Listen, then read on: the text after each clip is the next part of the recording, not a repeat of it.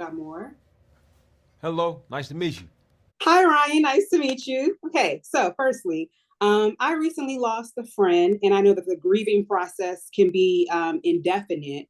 Was the production healing for you, and are you able to be happy and present in your moment right now? That's great. That's a great question. It's hard to say uh, for the first question, like whether or not it was healing. Um, and it's interesting because in talking about grief, uh, healing is like an interesting word. Like I'm realizing, and just in doing press because emotional wounds are are so much different from physical ones. And I think that like we try to assign like physical properties, the properties of physical wounds to emotional wounds, and I don't know that it necessarily fits. I don't know that emotional wounds ever truly heal. Um, I think that it's like it's a different thing. I do think that that I did feel very fortunate, and I still feel fortunate that I have a career as a filmmaker. My career as a filmmaker brought me into Chadwick's life, brought him into my life. And it also gives me an outlet for how I'm feeling. A way for me to express um, deep emotional questions and connectedness in a way that is very public, and can communicate with people that I'll never have a chance to meet, through the art that I'm blessed to be able to make.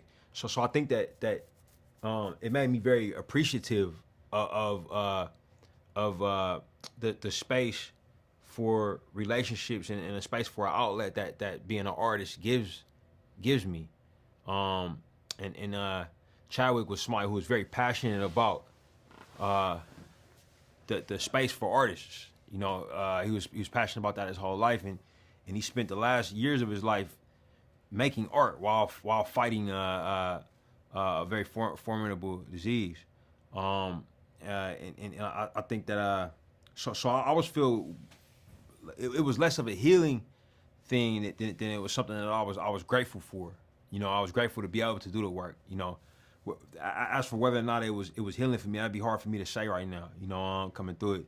And another question of am I able to be present right now in this moment? It is something that I struggle with. It is something that I struggle with deeply. I think for a lot of reasons, man. But I'm working at it.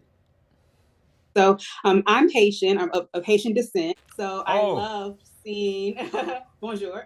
I love seeing Haiti represented in the film, and of course, the Latin culture. Why was culture specificity important for you? I think cultural specificity is important for me in general. Like as a consumer, as a creative, I admire things more that are specific and intentional and respectful of cultures.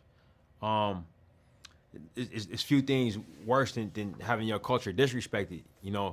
Or feeling like your culture was used. In a way that wasn't mindful or intentional.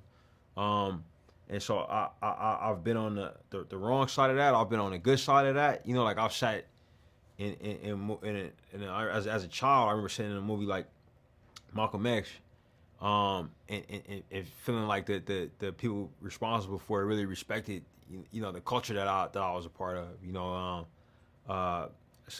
Did all with Boys in the Hood, and it's been like that since. And like as I got older as a filmmaker and film consumer, I've admired things that felt culturally specific, even to cultures that I didn't know or wasn't familiar with. I think about watching a film like City of God, and I had never seen Brazilian cinema before, but it felt specific. It felt authentic, and I liked it. I liked the feeling of that. I liked the feeling of feeling like I had traveled to another country in the time spent watching the movie, and came out of it richer with a richer understanding and knowledge and curiosity for it.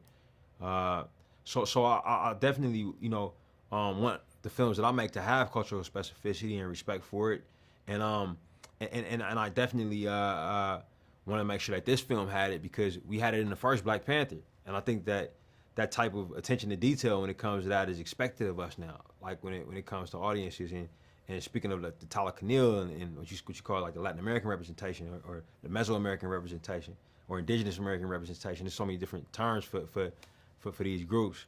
Um, we couldn't do all of that work that we did on Wakanda and then not do that same type of work on this group of people. It would have been extremely unfair. It would have been shameful if we allowed ourselves to get down like that. So we wanted to go as deep, if not deeper, for the talk, just out of love and just general respect. So speaking of going deep, I saw that y'all did some of the filming actually underwater. Folks had to learn how to swim and Yeah. dive. How else did this project challenge you? Like, how else did it expand you as a director? The water was a key element. I had to learn how to swim and free dive to make this movie, and to be supportive of my cast members that were doing the same thing, and also, like linguistically, I would say, it was challenging. Like it was 7 languages spoken in this movie, um, Uh, and I had to. I'm a monolingual person, I have a ear for Spanish just because I'm from California, and I have an ear for also now because I made the first film and had to, figure out what was going on and what was being said, but I do not speak these languages fluently, and we added to that obviously French, Haitian Creole, um, you know, languages spoken in Mali, indigenous language spoken in Mali, and it's Fulani in this movie, and there's um, Spanish obviously, and then Yucatec Maya.